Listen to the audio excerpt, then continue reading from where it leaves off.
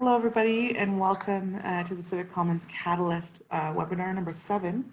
We're going to get started in a couple of minutes. And in the meantime, let me just introduce you to some of the thinking and the programming behind the Civic Commons Catalyst webinar. So today is December 10th. Our Civic Commons Catalyst webinar is Inclusive Public Celebrations in the Civic Commons. Civic Commons to us are all of the places that create a backbone for a city. They enliven a city, create vibrant communities, allow people to connect, to engage with one another. They protect equity and prosperity. They support people feeling a sense of belonging, striving for accessing economic opportunities, and they offer public benefits to residents. So Civic Commons are a lot of things, and I think the most iconic ones that we think about are libraries, parks, and schools. But there are a lot of different forms of community hubs that are cropping up all over the place that are creating this kind of connective tissue within our communities. So the Civic Commons Catalyst is our initiative of the Future Cities Canada platform, which allows us to offer an array of programming that works to strengthen that. So scaling existing civic initiatives, prototyping new participatory models, and supporting resident-led activities. It's really an opportunity for us to define some of the challenges that are existing within Civic Commons and helping to play a role in solving them. So there are a few different things that are involved in our Civic Commons Catalyst. One is a lab where we're exploring sustainability funding and access to resources for Civic Commons. One is a supportive network for which this webinar exists, and it's really about connecting all of the really interesting Civic Commons across Canada, the work that they're doing, and finding ways for those connections to lead to collaboration, synergies, and just generally best practices or promising practices in Civic Commons. And the last is a local incubator called Community Studio, which is happening on site, which is testing different participatory models for engagement. So I'll be your host and moderator today. My name is Diana Webb, and I'm a program manager here at Evergreen. I primarily lead social innovation labs that are in the areas of Civic Commons and infrastructure, and soon to be in policy as well.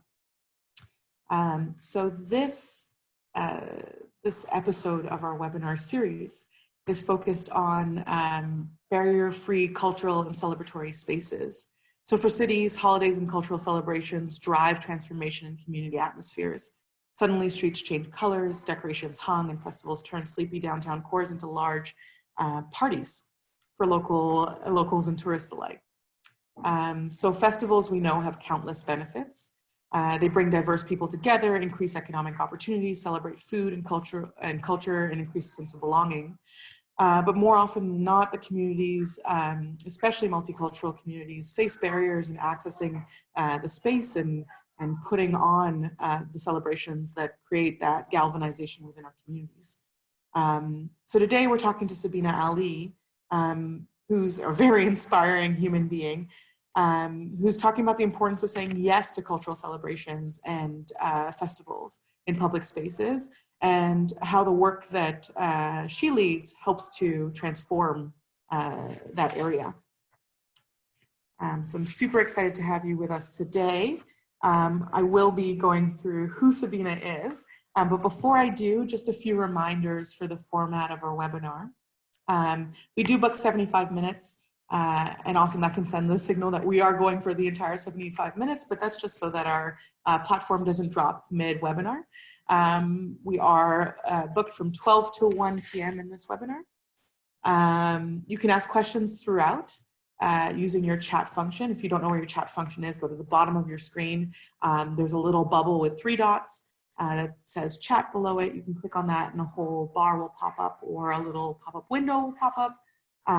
And you can direct your questions to either everyone if you are willing to have your name known, or you can just direct them to me personally using that drop-down menu and finding my name, Diana Webb, on the drop-down menu. And what we will do is any questions that have to do with acronyms or content knowledge or things like that that we can address while we're going, we will address. And then anything that is directed at Sabina to find out more about the content that she's talking about, those things we will hold till the end of the webinar, and we will group and prioritize and theme depending on if there are some questions that can be asked together. So use that throughout, don't hesitate, park your questions so that they're out of your head and you can listen. And then lastly, if you're having any tech issues throughout the webinar, feel free to get in touch with Jasmine Lefren. jlefren@evergreen.ca is her email address, and she's actually dropping it right now into the chat so that you can email her should anything happen. If you do get kicked from the call, Jasmine is also the person who sent you the email reminder for this webinar, so you can email her back and get back on the call. So once again, thanks for being here. So a little bit about Sabina, and I gotta say, when I received her bio, I was like, oh, what have I done with my life? Sabina Ali is one of the founding members of the Thorncliffe Park Women's Committee. It's created by residents to advance a transformative vision for Thorncliffe Park and the surrounding community. Under her leadership, the Women's Committee revitalized the local park and created a healthy, engaged, and inclusive community. Sabina has worked to build the capacity and economic opportunities of residents and manages a wide variety of food, art, fitness, markets, and garden programs. She's currently involved in the community food project called Park Café, a place-based model of local economic development by leveraging neighborhood assets such as the park, existing bazaar, and local talent to improve livelihoods of low-income residents, creating an engine of economic, environmental, and social activity. Her work is bottom-up community planning by grassroots influencing policy and decision-making for the betterment of the city. It's a great example of inclusive city building.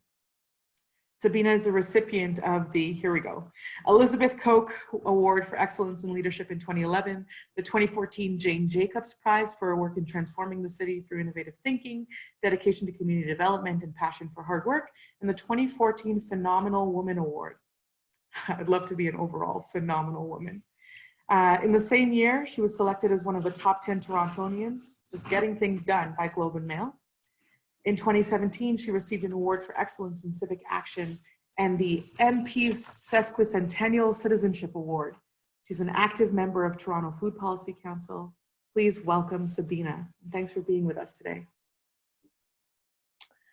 Hi, good afternoon, everybody. I'm Sabina Ali, and I am right now I'm the Executive Director of Thorncliffe Park Women's Committee. So who is Thorncliffe Park Women's Committee? It's a resident-led initiative that started in 2008, where a small group of women came together and took matters in their hands to help transform our neglected RV Burgess Park into a vibrant community meeting place with our weekly summer bazaars or market and all the activities for the children and adults. Next slide, please. So a quick snapshot about Thorncliffe Park neighborhood.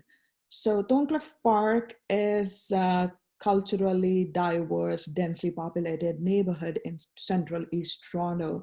It is very close to Ontario Science Centre. It's a 2.2 kilometer area with all the high rises facing the beautiful Don Valley system on the three sides, and the low rises, and the park is right in the heart of the neighborhood.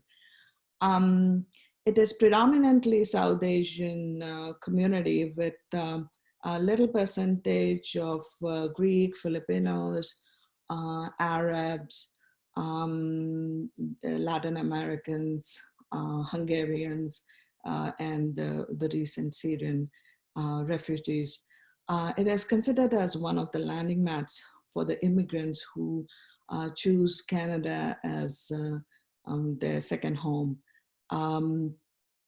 In 2013, this community got a new kindergarten, exclusive kindergarten school with 720 kindergarten children attending that school. The percentage of children between 0 to 14 is very high compared to the rest of Toronto, so that led to the building of new school. And this community was actually designed to accommodate 12,500 people, and now it's home to over 33,000 people. It is a very friendly neighborhood, and people feel a sense of belonging in this neighborhood. Next slide, please. So this is RV Burgess Park, and this is right in, as I said, it's right in the heart of the neighborhood. This is like how it looked like before. There was no playground equipment, there were no benches or picnic tables in the park, water fountain not working, splash pad broken. So not people never used to, they just used to pass by, they never used to spend time in the park because there was nothing in the park. So we as women came together to, make this park a better place for families and children. Next slide, please. This is how the park looked like now. This is how the completely transformed park. So we actually wanted the people, the residents, use this park as their backyard. And we worked really hard with the city councilor and the city staff and brought about these changes. This didn't happen in one day. It really took time to get all these things here. And we wanted to create the common gathering place for the people, the residents, where they can meet their neighbors, make friends, share information, and celebrate. So we also wanted to break down the barriers between the culture, language, employment, and provide access to the natural world so that people can come together in a common space and feel included, make friends, and share their stories and have fun. So while we were having a conversation with the city to pay attention to this park, in the summer 2008, when the schools were closed, there were no recreational opportunities for the children, as the community center in Thorncliffe Park, which is Jenna Jane Murray Community Rec Center, was closed for renovation. So we came up with the idea to provide these recreational opportunities in the park. So as an example, to get things done approach of Women's Committee, we launched our own Arts in the Park program, where members brought art supplies from their home, and also we encouraged and invited the local artists from the community to perform in the park voluntarily and engage our younger audiences. So in that summer, in 2008 summer, when people started that some kind of activity was happening in this park from their high rises, it was just word of mouth, bringing their friends, children, neighbor in the park. And as the children got engaged in the activities and watched those performances, we engaged the adults to get the feedback about the park, that what they would like to see in the park. And as part of the arts and craft activities too, we encourage the children to put their ideas of what they would like to see in the park so that we can present it to the city. So the first thing that we got from the city was the garbage bins. So after each performance and activity in that, during the summer, we encourage the kids to do the cleanup. We celebrated getting the bins in the park so that the kids get the sense of belonging to their neighborhood and take the ownership of the park. Next slide. And in those early days, we didn't even had any resources to for the arts in the park program. So that is one of the picture where we just used the sidewalk chalks, to let the children be more creative. Next slide. Thorncliffe Community Market is one of the biggest programming that we offer in the park space.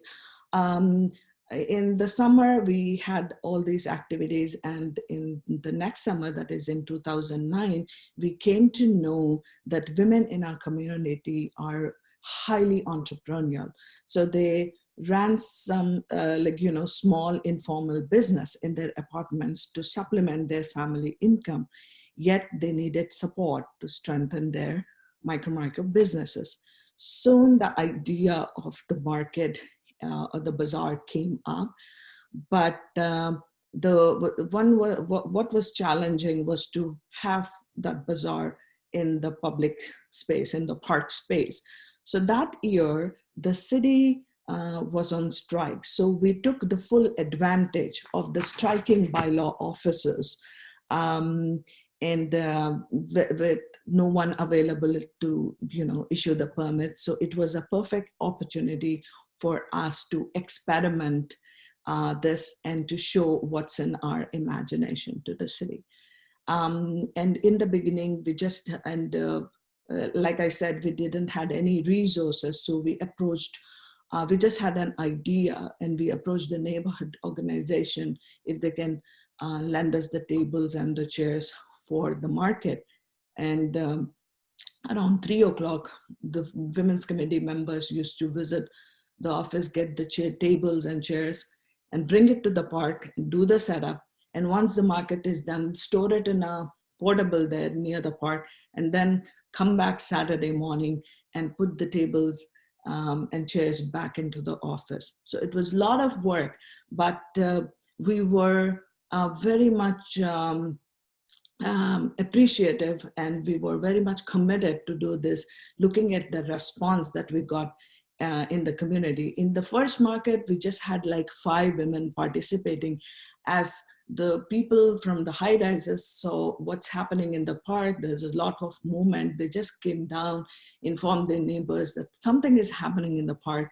So in like half an hour, the park completely transformed, where people gathered, and everybody, a lot of women were interested in being, the vendors for this market.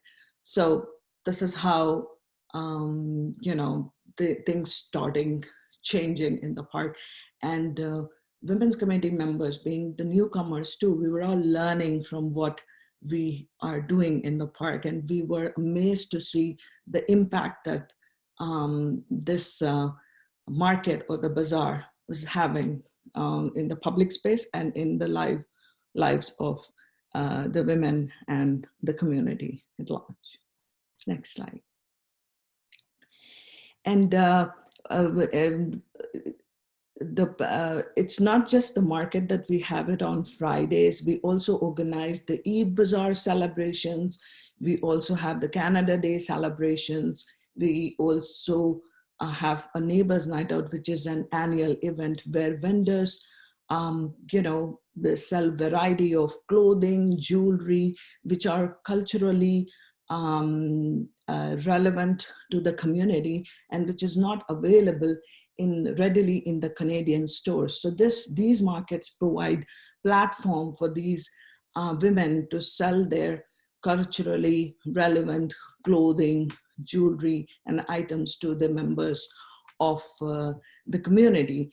And there was a demand from the community too to have these markets at night, especially the Eid bazaars, because most of them are fasting during the daytime, so they won't be able to participate in the market. So we shifted the timings for the Eid bazaars and had it in the night, starting from 3 p.m. until 11:30 p.m. At night, arranging all the lights in the park so that everybody can participate. Next slide. Tender Oven is one of the unique programming that we offer. In the past, as a park animation activities, we had been having different cooking fire events in the park. And where women came together and, shared different ways of making bread. So one of the idea that came in was having a tandoor bread oven in the park. And Thorncliffe being predominantly South Asian, some of the members suggested, like, why not have tandoor oven in the park? So I submitted, with the help of the other organization like Dufferin Grove Park, Utah Mason, and the other staff, the proposal to the city. And to my surprise, we just got yes within 2 months. And we were so excited, but it took about 2.5 years to actually bring the tandoor to the park. The city has had to review all the bake oven policies and all, because we had been bringing all these innovation to the public spaces. Tandoor is unique, and tandoor oven is the first outdoor permanent tandoor oven in all the North American parks. It's only in Toronto, in Thorncliffe Park. And tandoor requires, special skills to make bread. So the women are, from Afghanistan, Pakistan, they are being trained, and who make bread every night, every Friday night during the market. Next slide. And we also invite the local artists to perform in the parks. So in the past, we had been, Indonesian performances. We had a hula hoop. We also had like magic shows and a science experiment as well, where we engage all the children and adults. And it's more interactive performance involving the children in the park. So it gives the opportunities for the newcomers who are artists and get these opportunities in the park space, gain experience, and then move forward. We also run 2 community gardens because one of our vision and a priority is healthy eating in the community. And this community garden is an asset to the Thorncliffe Park community, Thorncliffe Park Elementary School, where we get about like 30 to 40 classes during the season to visit our garden, where the children learn everything right from, planting, watering, weeding. And we also hire youth, the high school youth, under Focus on Youth program, where they help with the gardening and the market programs. So the garden program is also get tied to the curriculum that the children are learning, whether it's about the community, whether it's about habitat. So the teacher is, whatever the topic they are teaching, they come and relate that to the garden, and they visit the garden and have these activities in the garden. And these are the pictures taken during the gardening program and the market, where we displayed, and it was a kind of engagement for the community to come and see what all programmings had been happening in summer in the park. One of our program is also Park Beautification, where we involve the children from the school, and different classes come in and do the planting, whether it's the bulbs, or whether it's cleaning the park. We really want to create a sense of belonging to the children, where they can take the ownership of the community that they are involved in. Next slide. We also had in the past the community art projects involving youth, and this was also part of youth stewardship program, where the youth are involved in a week or a 2-week long program, where we invite different partners to facilitate these programs. This was the mural that was done by the youth.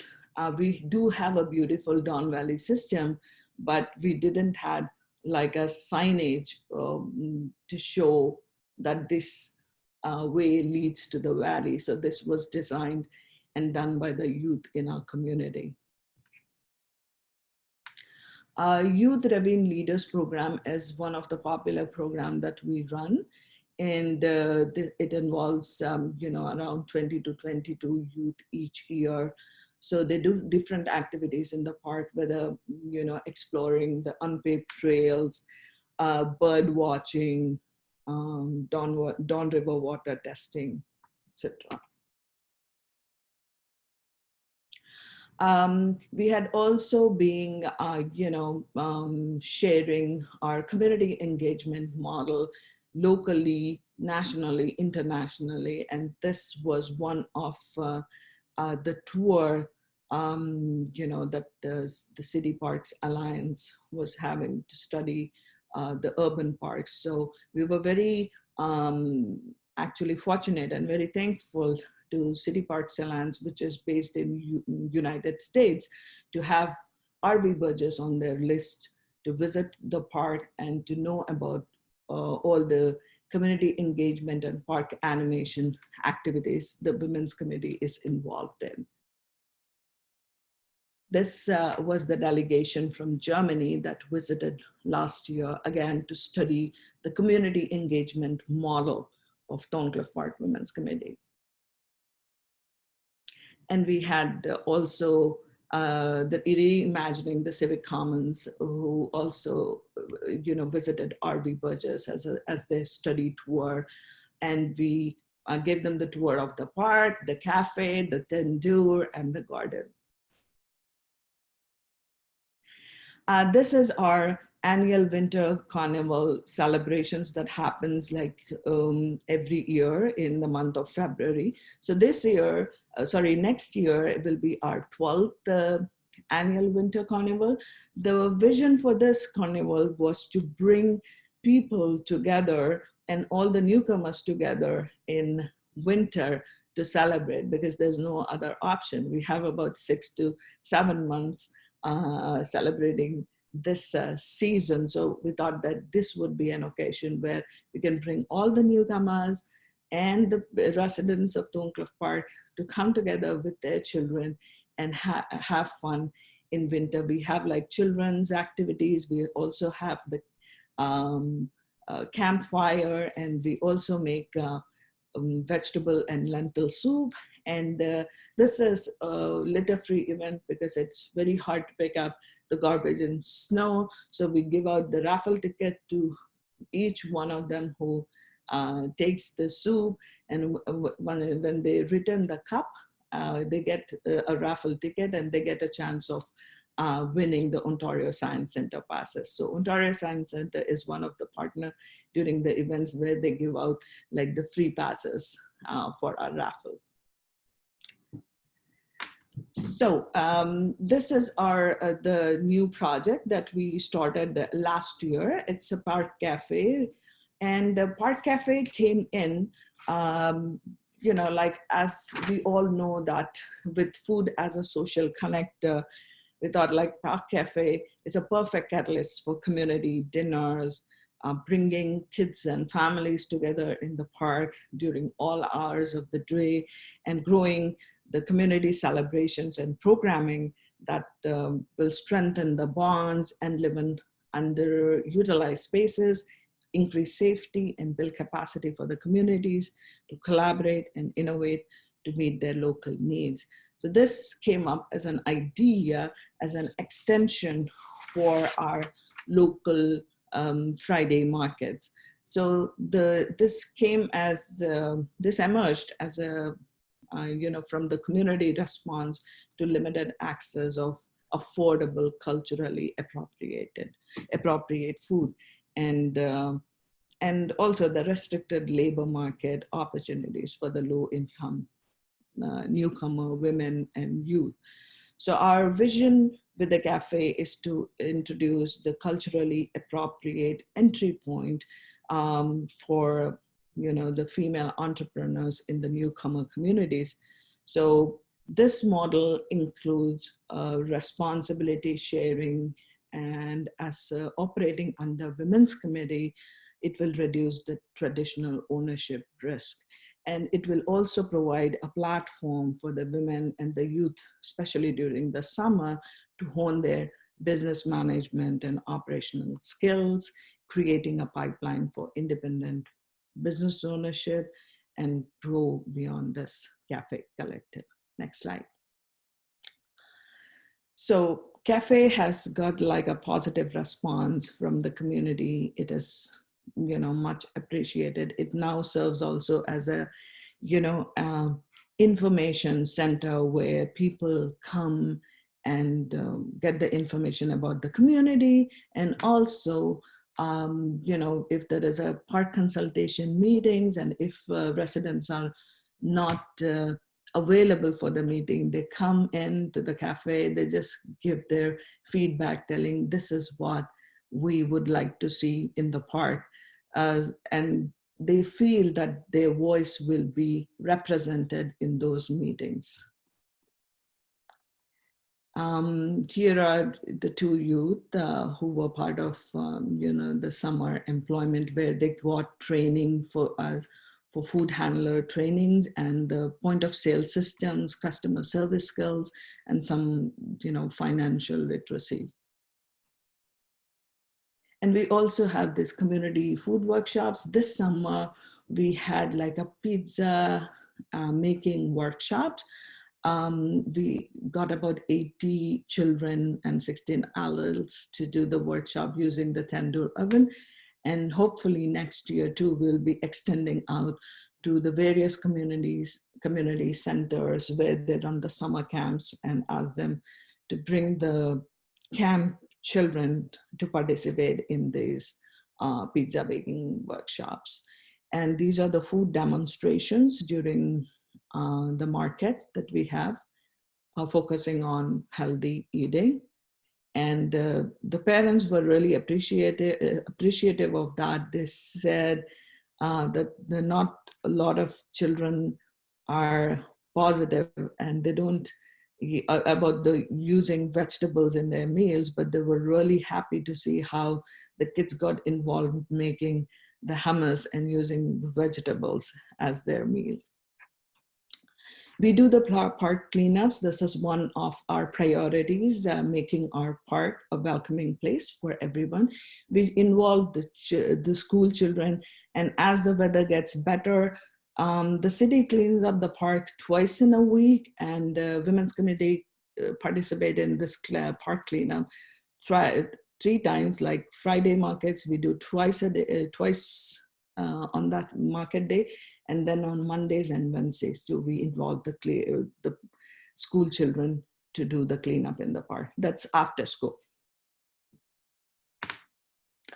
And here are our partners, and we couldn't, do the work what we had been doing, without the help of City of Toronto. Their yes is very important.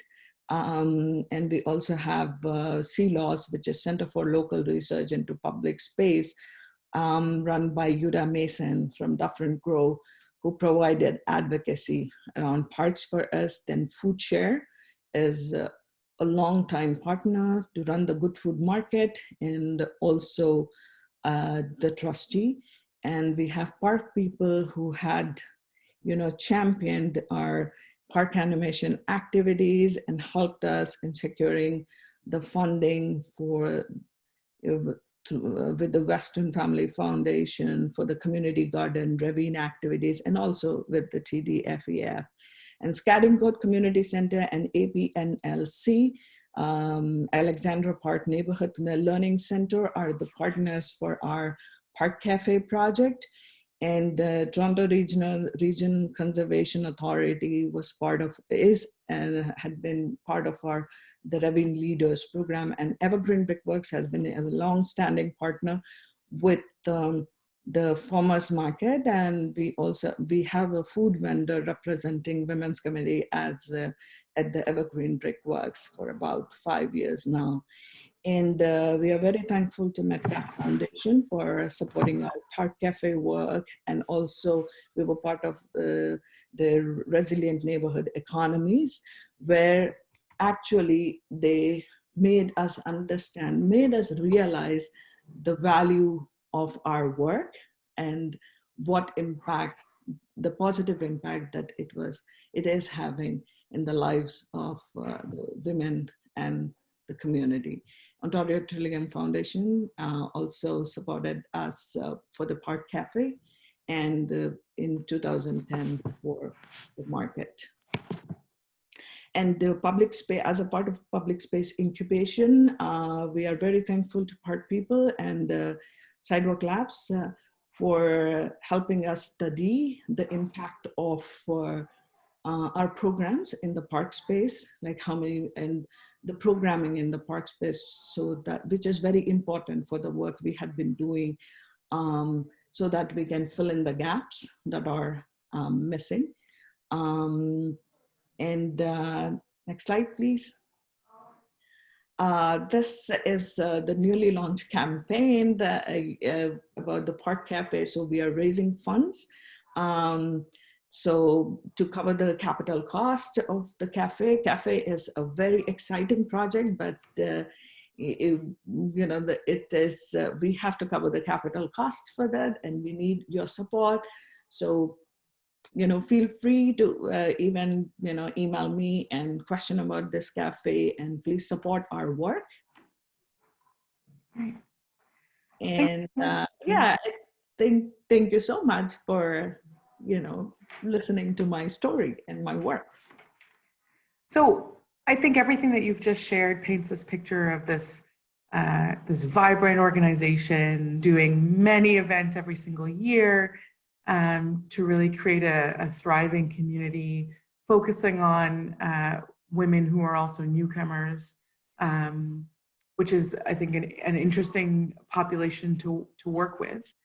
And then you get to your sponsors page, and it paints a picture of this organization that is funded and supported by so many different organizations. So trying to pull together a revenue strategy that works to create some sort of financial stability. I think one of the major questions, and the first question I'll ask you is, I think grassroots organizations face that as a big challenge, this idea of having financial resources to be able to provide this really unique value to the communities they serve, and attempt to compete using social enterprise models and such. And I think this GoFundMe page for the Container Cafe adds to that kind of conception. So I'm wondering, what do you see as the major challenges in finding funding that support the work of grassroots organizations, and maybe, I think, even articulating what is the value of having a grassroots organization, and what would commensurate resources or funding look like? Like I said, Diane, our work is pretty much at the ground level. We try to understand the needs of the community very closely, and then it's not like a template that we have for this community, not one size fits all. So we try to actually accommodate the needs of the community, like even with the Park Cafe as an example. So the Park Cafe is providing these employment opportunities for the women who are pretty much newcomers, who don't have any experience. So we are trying to eliminate those barriers that that can allow women to get into the mainstream, like getting experience in the car. Actually, Park Cafe serves as an incubator, I should say, where you get in and with no experience, no skills, and then you get the training on all those skills, you gain those experience, and then you are ready to be independent, to be on your own, or look for a job to move forward. And even our market and the bazaars are on the same line. Market provides an opportunity for the women to test their products, with low cost, low risk. And then, once they gain those experience and all, we help them navigate to the external markets. We provide those opportunities, and we work with the organizers and get them to, and also reduce the cost by working with the organizers, making them understand where these women come from, low income neighborhood, those kind of stuff. And then we provide those opportunities. And once they get all those experiences and they build up their confidence, their communication skills, and learn all these customer service skills and all, and they are ready to be on their own.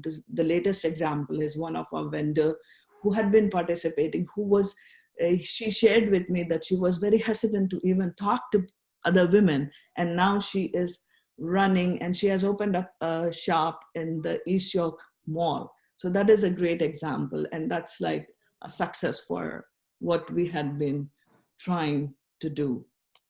So I'm hearing that this value proposition is that you're really allowing newcomer women, or enabling newcomer women, to set down roots to access economic opportunity, and to build their lives through connection with your organization. And I think then your positioning, it's kind of obvious that you're able to do that because you are grassroots, because you're on the ground, because you're connecting with them Absolutely on a daily basis. Yeah. And the other side of it is, what does resourcing look like when you're doing that? Yeah, and like as the Thorncliffe Park Women's Committee is a grassroots organization, we do not have any core funding.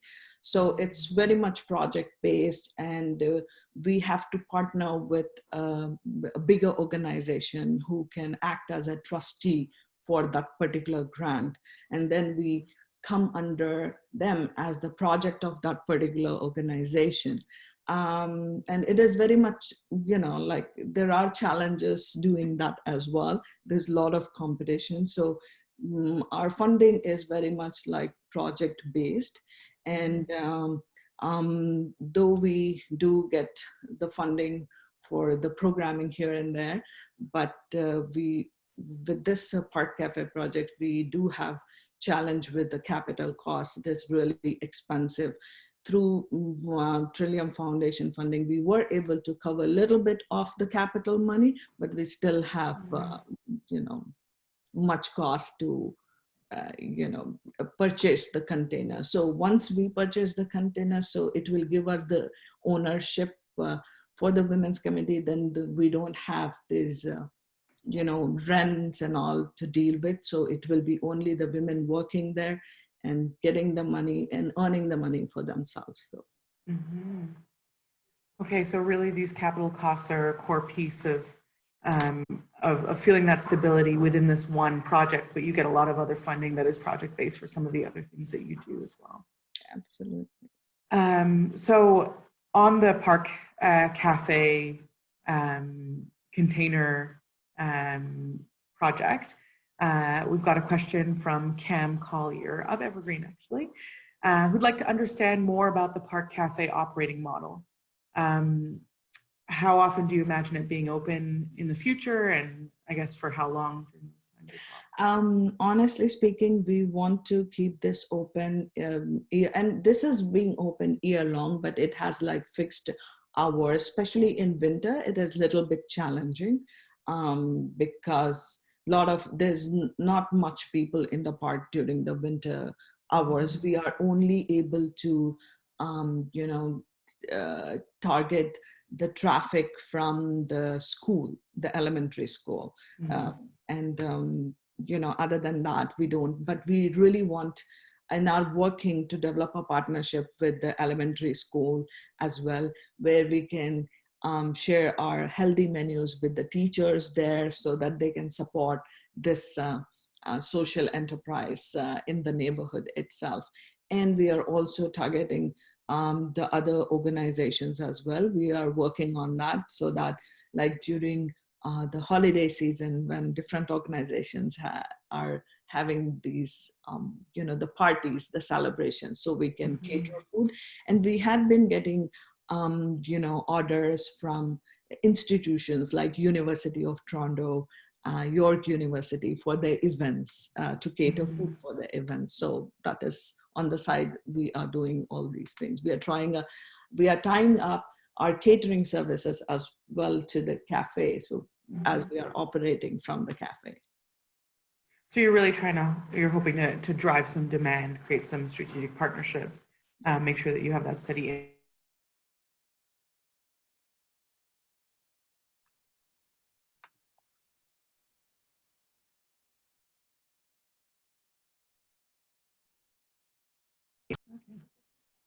Oh. Okay, great. It looked like I was frozen for a second there. But essentially just being able to drive demand, create partnerships, and then take orders or do the business pieces outside of maybe the container. Thanks for that question, Cam. Let me know if you have any follow-ups to it. I think another question is, and this seems to be coming up, I think you talked about all of these programs being funded in different ways by different funders, and then the GoFundMe page being a way to kind of fund this container piece. How important is space in the work that you do? I know that you use parks and different public spaces to create some of the markets and opportunities that way, but specifically in this endeavor to create economic opportunity for the communities that you serve, how important is space? Do you have office space? And how else do you, I guess, access space for the work that you're doing? Though we had been doing amazing work in the community and we had been successfully creating this model, we do not have an office space. We operate from the community center, which is Jenna Jean Murray Community Rec Center. We use the common space that they have, or sometimes in the library for the meetings with the partners and other clients and the customers.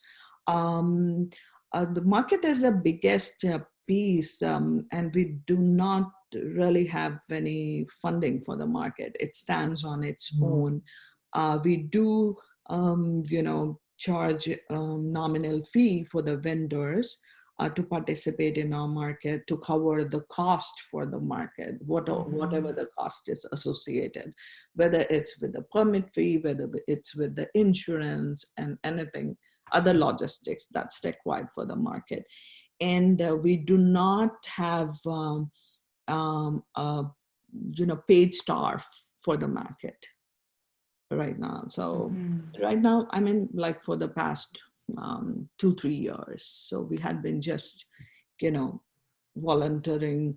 And now with the Canada Summer Jobs support, we do get we hire, the master's student as a market manager, but it is very much restricted for 8 weeks. That's it. So, it is really, really challenging based on the programming. That right now, I think we are end of the funding with the Park Cafe too. So it will be standing on their own. So these are the challenges as we do not have any core funding. So it sounds like you have to be really resourceful with different spaces that are available, different programs that can feed into yours, or different partners that open doors or create access for you. I find that super interesting. I also, one of the things that I thought was very interesting in your presentation was the idea of waiting for a clerk not waiting, capitalizing on the fact that permits couldn't be kind of drafted during the summer where you started this market, and capitalizing on that process. Do you feel like, similarly to the barriers that you're kind of removing for economic opportunity, others, that you're paving the way for more organizations to operate in the space that you're operating in? And as a grassroots organization, and as all the committee itself was made of all the newcomers to Canada. So we went through all those ups and downs, and I learned how to navigate the system, and especially the approach with the city, with the application forms to the language and all. It's a very lengthy application, but I didn't really hesitate to ask questions, what this really means. We were not we were not only overcoming our challenges, but we were also bringing about the changes in the policies and the procedures at the city level as well. Because when we started in 2008, there was a tradition of saying no to any community groups to have the events in the park. And our market is really challenging. It is not it doesn't fall in the category of neither farmers market nor the good food market. It is something in the middle. So this, really creates a challenge for the city as well. And we try to make the city understand why this is important and what this brings to the community. And with all these, the struggle we had, now it has become easier for the community groups, to work or to have events in the public spaces. So you're not only making it easier for the residents that you serve, but also for others who are trying to serve their communities similarly. Yes, it's really wonderful. Great. Last call for any questions from the audience. What would Sabina say to another municipality that wanted to support a project like this? What would I like to say? I guess what advice, what would you be your recommendations maybe? And the municipalities should definitely welcome the group, and they should listen to the group. And it works both ways. It's not just, one way. You have to have that you have to build that relationship of trust, especially with the city when you're working with, because they have their own, set of guidelines, which are very rigid because they are managing multiple groups. So it is challenging for them as well. I do understand, but it is a two-way work. We have to acknowledge the support that they offer, and I think we need to follow the guidelines. So a bit of double-barreled advice then. The municipalities need to say yes, but the organizations need to operate and try and cultivate the trust that they need to allow the municipalities to say yes. Absolutely. Cool, great. Well, with that, I want to thank you, Sabina, sincerely for joining us today. I think it's no wonder that you're awarded, I'm going to say 12 times over. The work that you're doing is truly magnificent, and I think it's wonderful to see you being that resilient and resourceful through the process of providing that kind of value to your community. So thank you for being willing to join us. Thanks everybody in the audience for being with us today. We'll be sending a follow-up email with a summary of all of the stuff that we talked about today, so that you can stay up to date on the things that we've already talked about, and also on the upcoming webinars in this series. So continue to follow us monthly in a series of sharebacks from Civic Commons, daring to do things differently and leading the way with unique participatory initiatives. If you're interested, if you're an organization on the line and you're interested in being showcased yourself because you believe what you're doing is really unique, definitely reply to the follow-up that we send out to this webinar, and we'll get in touch to explore your involvement. I do think we have a last-minute 11th hour question, and I think I'd love to be able to field it if that's okay with you, Sabina. We have a question from the audience again. And that is, does the city have a process or document for independent organizations to review prior to approaching the city about an event? So the guidelines that you're talking about having to adhere to. Yeah, I mean, they have like a permit process, like permit application. So like for the next year, our market runs between May and September every Friday. I think I forgot to mention that. Every Friday from 3 to 9 p.m.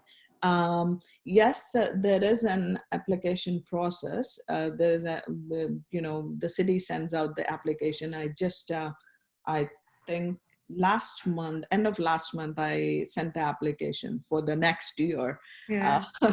So they do have that, and it's a like 8-page application, and all the details with the dates or the alternate dates you want, and whether you are a a charitable organization or an independent organization, and how many people you expected the event, and all those details, whether you'll be selling the food. If it is food, then you also have a Toronto Public Health application as well as a food vendor application, and also the organization application for Toronto Public Health. And it's a very Is it pretty detailed application. Transparent? Sorry? Is it pretty transparent? So you said Yeah. it's a very detailed application, but it's pretty transparent as to what people are looking for. Yes. And then if you have any questions more than what you see in the application, you can just give a call to the city.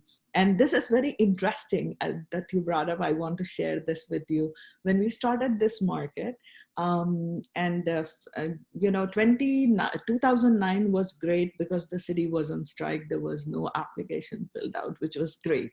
And since 2010, we had to fill in the application, and the city invited us to give the permit to have this market. And each year I used to go through the same cycle. Sometimes I used to hear back from them on the market day telling, oh, you haven't done this, so you won't be able to have the market. And by 2015, I think, with Pan Am and Para Pan Am events, where the city partnered with us to host these spectator jam events in Thorncliffe Park neighborhood. At that time, I think it got a little easier. And now, and with the change in staffing too, it is really, challenging. Once you build the relationship with one staff and you are doing things, and then there is a change in the staff again. Now I'm dealing with the changes, and now we have been informed that we don't fall in the farmers market or the good food market criteria. So now I'm working on to give good answer to the city and make them understand how this fits into the good food market criteria, and why this is important, and how this fits into this particular community. And so that kind of underpins what you're saying about that trust relationship, and that it's not just about an application process with words on a paper. It's about people being able to understand what you're actually there to accomplish and have some sort of mental concept of what that looks like. Absolutely. Yeah. Thank you, Stephanie, for that question. And thank you, Sabina, for being willing to field that last minute question. I want to thank everybody again for being with us today. We look forward to engaging you in the new year in our next series of programming. Thanks so much, and take care. Thank you so much.